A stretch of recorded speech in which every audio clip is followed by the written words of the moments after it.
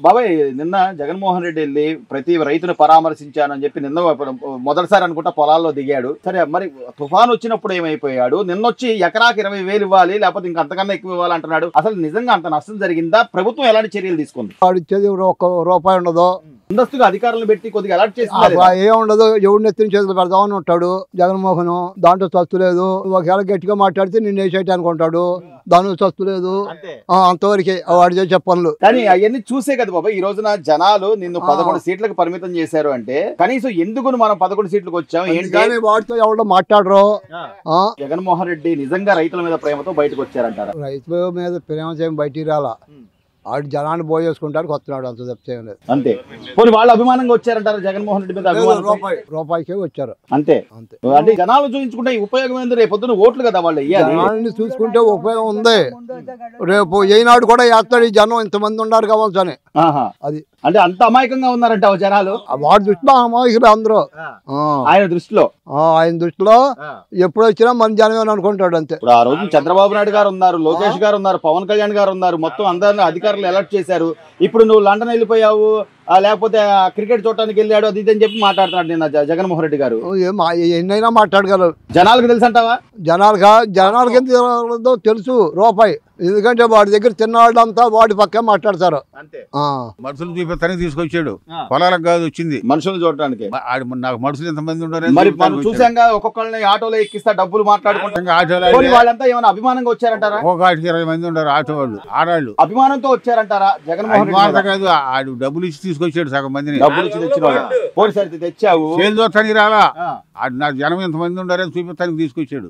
అది జనాలు ఉందా లేదా అనేది ఎన్నికల ఓట్లలో కదా తేలాలి. ఇప్పుడు ఇంకా ఉన్నారో పోయారో ఉండాలని చూపించుకుంటున్నాడు.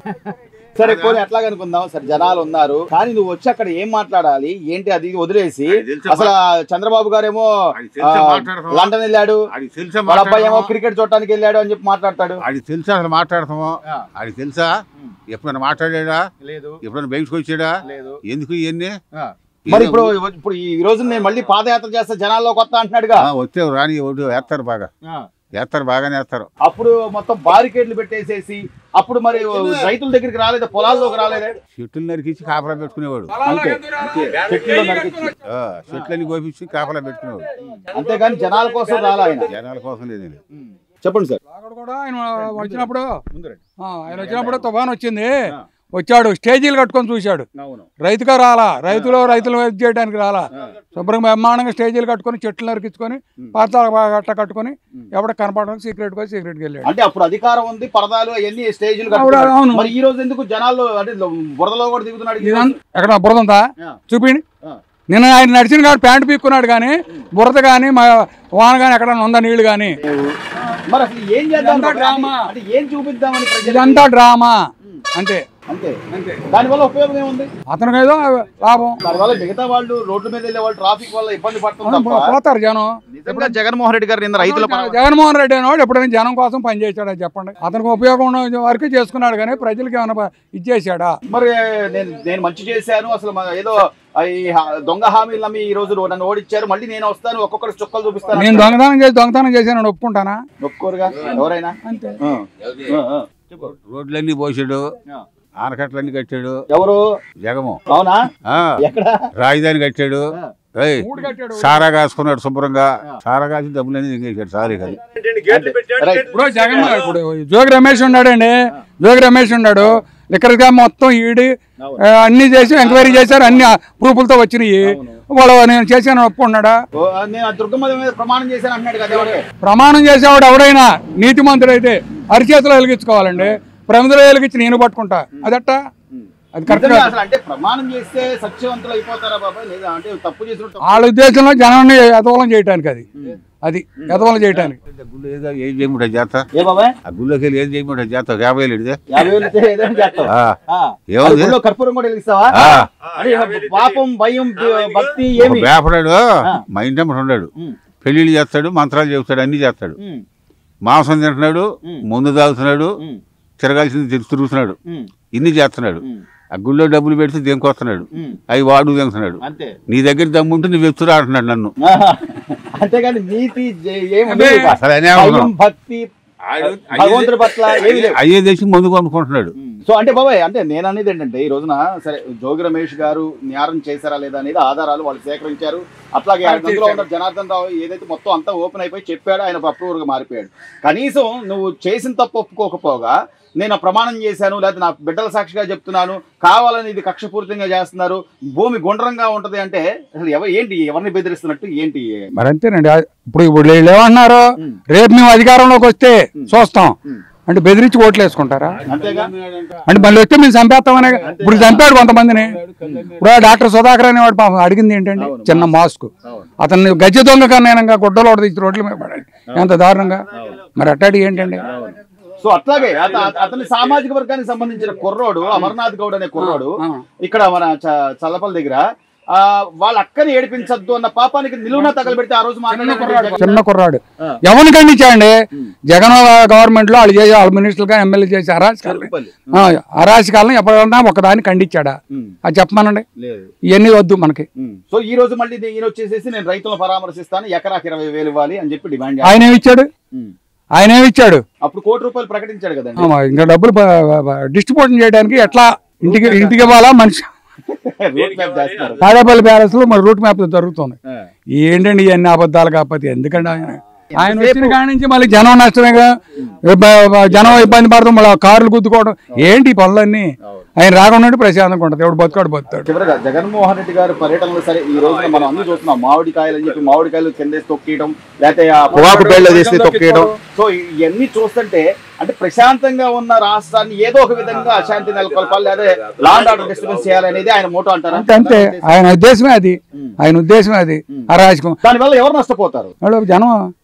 ఆయనకేముంది? ఇప్పుడు నాయకులు ఉన్నారండి జగన్ అని, వాళ్ళు ఉంటే కూర్చొని ఏసీల్లో కూర్చొని ఆర్డర్లు వేస్తారు, కానీ పోయే పిచ్చి కార్యకర్తలుగా మన పిచ్చి తెలవక వాళ్ళ కోసం మనం కొట్టుకోవటం అంతే. ఈ రోజు వైసీపీ పార్టీ నాయకులు చేసే దుష్ప్రచారం కావచ్చు, వాళ్ళు మాట్లాడే ప్రతి మాట కూడా ఈ రోజు ఇప్పుడు రాష్ట్ర ప్రజలు మొత్తం చూస్తున్నారు. అసత్య ప్రచారాలు తప్ప దేంట్లో కూడా నిజం లేదన్న సంగతి ఈ రోజు రాష్ట్ర ప్రజలు అందరికీ తెలుసు. ఈ రోజు వైసీపీ పార్టీ నాయకులు ఒకటే, ఇప్పుడు కూటమి ఐక్యతను విడగొట్టాలి, ఆరోపణలు చేసి మేము అధికారంలోకి రావాలి, ఏ కారణమైనా కూటమి ఐక్యత దెబ్బతీయాలి అనే ఉద్దేశం తప్ప వేరేది ఒకటి కాదన్న సంగతి రాష్ట్ర ప్రజలకు తెలుసు. అసత్య ప్రచారాలు ప్రభుత్వం మీద ఎందుకు చేస్తున్నారంటే, ముఖ్యంగా పవన్ కళ్యాణ్ మీద ప్రభుత్వం మీద ఎందుకు చేస్తున్నారంటే, కూటమి ఐక్యతను దెబ్బతీయాలి, ఐక్యతను దెబ్బతీస్తే విడిపోతే మేము గెలిచి అధికారంలోకి రావాలి, మళ్ళీ మేము దోసుకోవాలని తప్ప ఈ రోజు రాష్ట్రం బ్రహ్మాండంగా అభివృద్ధి అవుతుంది, బ్రహ్మాండంగా చేస్తున్నారు అనే ఆలోచన ఏ ఒక్క వైసీపీ నాయకుడే గానీ కార్యకర్త గానీ అభిమానికి లేదన్న సంగతి ఈ రోజు రాష్ట్ర ప్రజలు అందరికీ తెలుసు. సో గతంలో సార్ ఇదే చీప్ లిక్కర్ వ్యవహారానికి సంబంధించి జోగి రమేష్ ప్రధానంగా నిందితుడు A1 ముద్దా ఎవరైతే ఉన్నారో ఆ జనార్దన్ రావుతో కాల్ డేటా సంబంధించి కానీ లేకపోతే వాట్సాప్ డేటా కానీ మొత్తం అంతా ఉంది. కానీ నేను అసలు చాలా గొప్పవాడిని అని అమ్మవారి దగ్గర ప్రమాణాలు చేయడం కానీ లేకపోతే ఈ సవాళ్ళు ఎలా చూడాలి సార్? నిజంగా భగవంతుడి మీద ప్రమాణం చేస్తే చేసిన నేరం కాకుండా పోద్దా? చూడండి, ఒకటి భగవంతుడి మీద ప్రమాణాలు చేస్తే మరి కోర్టులు ఎందుకు, రక్షణ వ్యవస్థ ఎందుకు, పోలీస్ స్టేషన్లు ఎందుకు, మిలిటరీ ఎందుకు? మరి భగవంతుడి మీద ప్రమాణం చేస్తే సరిపోద్ది కదా, పోయి నేను తప్పు చేయలేదంటే సరిపోద్ది కదా. మరి కోర్టులు ఎందుకు, ఎందుకు భగవంతుడి మీద ప్రమాణం చేస్తే? కాబట్టి వట్టి డ్రామా అండి ఇది. ఆల్రెడీ చంద్రబాబు నాయుడు గారు మెతకు వైఖరితో ఎన్ని రోజులు లేట్ అయిందో జోగి రమేష్ గారిని నిజంగా అరెస్ట్ చేయాలి ఇప్పటికే. కారణం ఏంటంటే ఆ రోజు 5 సంవత్సరాలు నకిలీ మద్యంతో ఎంతో మంది చనిపోయారు. అదే ఈ రోజు ఇమ్మీడియట్లీ నకిలీ మద్యం అని చెప్తున్నాగానే ఈ రోజు చంద్రబాబు నాయుడు గారు అరెస్ట్ చేసి వాళ్ళు లోపడేశారు. ఇంతకు ముందు ఎప్పుడైనా సరే నకిలీ మద్యం అని 5 సంవత్సరాలు మొత్తుకొని ప్రజలు చచ్చిపోతుంటే ఒక్కరినైనా అరెస్ట్ చేశారా? చేయలేదు. ఏంటంటే వైసీపీ పార్టీ నాయకులకు ప్రజలు చనిపోని ఏమన్నా గానీ వాళ్ళకి అవసరమే లేదు అన్నట్టుగా వ్యవహరించారు. ఈ రోజు చూడండి, చంద్రబాబు నాయుడు గారు ఎక్కడ తప్పు జరిగినా ఇమ్మీడియట్లీ అరెస్ట్ చేస్తున్నారు. ఏ చిన్న తప్పు జరిగినా అరెస్ట్ చేస్తున్నారు, పార్టీలకు సంబంధం లేకుండా అరెస్ట్ చేస్తున్నారు. మరి వైసీపీ వాళ్ళు అంటున్నారు కదండి, చంద్రబాబు నాయుడు గారి ప్రభుత్వంలోనే అసలు నకిలీ మద్యం అనేది స్టార్ట్ అయింది, ఆ నకిలీ మద్యం తాగడం వల్ల చాలా మంది చనిపోయారు అని చెప్పి మరి అంటున్నారు కదా.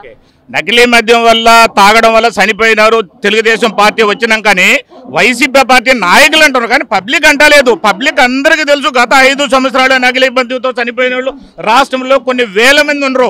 తెలుగుదేశం పార్టీ వచ్చినాక నకిలీ మద్యం అనే మాటే లేదు. కాకుండా వీళ్ళు బురద చల్లానని కొందరు నాయకులు, కొందరు పార్టీ వైసీపీ పార్టీ కార్యకర్తలు చేసిన డ్రామా తప్ప నకిలీ మద్యం అంటూ చంద్రబాబు నాయుడు నకిలీ మద్యమే కాదండి, దేంట్లో కూడా చంద్రబాబు నాయుడు అనే నాయకుడు ఎక్కడ కూడా కాంప్రమైజ్ కాడు. టీడీపీ కార్యకర్త కావచ్చు, టీడీపీ నాయకుడు కావచ్చు, వైసీపీ కార్యకర్త కావచ్చు, వైసీపీ నాయకుడు కావచ్చు, ఎవరు కూడా కాంప్రమైజ్ అయ్యే ప్రసక్తే లేదు చంద్రబాబు నాయుడు.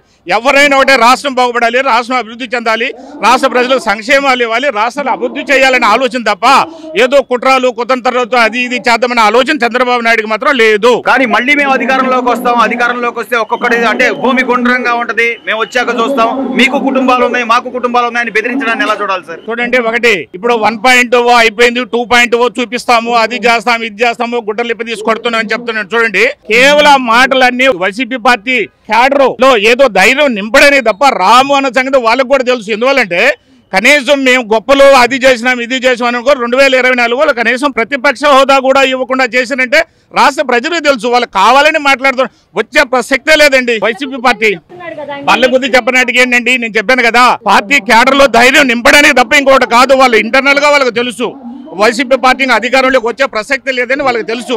ఎందువల్లంటే ఆ విధంగా చెప్పుకుంటే క్యాడర్ చేజారిపోద్ది. అందువల్ల చెప్తున్నప్పుడు ఇంకొకటి కాదు అన్న సంగతి రాష్ట్ర ప్రజలు అందరికీ తెలుసు. వచ్చే ప్రసక్తే లేదండి. 2.0 చూపిస్తానంటే 1.0 సినిమా చూసి రాష్ట్ర ప్రజలు విసిగి వేసారి ఆనాడు 2024లో 11 సీట్లు పరిమితం చేశారు. మరి 2.0 చూడడానికి ఎవరు సిద్ధంగా ఉన్నారు? ఎవరు లేరు కదా. లేనప్పుడు మీరు చూపిస్తానంటే ఖాళీ మీ మాటలకే పరిమితం తప్ప ఇంకోటి కాదన్న సంగతి వైసీపీ పార్టీ నాయకులు గుర్తుంచుకోవాలి. చివరిగా గత 5 ఏళ్లలో జగన్మోహన్ రెడ్డి గారు రాష్ట్ర ముఖ్యమంత్రిగా ఏనాడు బయటకు రాని వ్యక్తి ఈ రోజున పదే వస్తున్నాడు, మరేపో మాపు పాదయాత్ర చేస్తానంటున్నాడు. అంటే అధికారంలో ఉన్నప్పుడు ఒకలాగా, అధికారం కోల్పోతే ఇంకోలాగా, అంటే కేవలం అధికార దాహం తప్ప ఆయనకి మరొకటి లేదంటారా? ఎలా చూడాలి ఇది? ఇప్పుడు వైసీపీ పార్టీ ఒకటి గ్రహించింది, ఆనాడు మనం తప్పులు చేశాము, ఆ తప్పులు కప్పిపుచ్చుకోవడానికి ఏ విధంగా మాట్లాడాలి. ఆనాడు బయటకు రాని వ్యక్తి ఈ రోజు బయటకు ఎందుకు వచ్చి మాట్లాడుతున్నాడంటే ఆ రోజు ఎన్నో తప్పులు చేశాం, బయటకు రాకుండా రాష్ట్రం ఏమైపోయినా పర్వాలేదు అన్నట్టుగా ఆ రోజు వ్యవహరించారు. ఈ రోజు రాష్ట్ర ప్రజలు కొట్టిన దెబ్బకి ఎలా ఉందంటే గిర్రని తిరిగి కింద కూర్చున్నట్టుంది. 11 సీట్లు పరిమితం చేసింటే మామూలు మాట అండి. కనీసం 151 సీట్ల నుంచి 11 సీట్లు పరిమితం చేసింటే రాష్ట్ర ప్రజలు అమాయకులని వైసీపీ పార్టీ నాయకులు అనుకున్న రోజులు వైసీపీ పార్టీ గెలిచే ప్రసక్తే లేదు. Please subscribe to Leo news for more videos.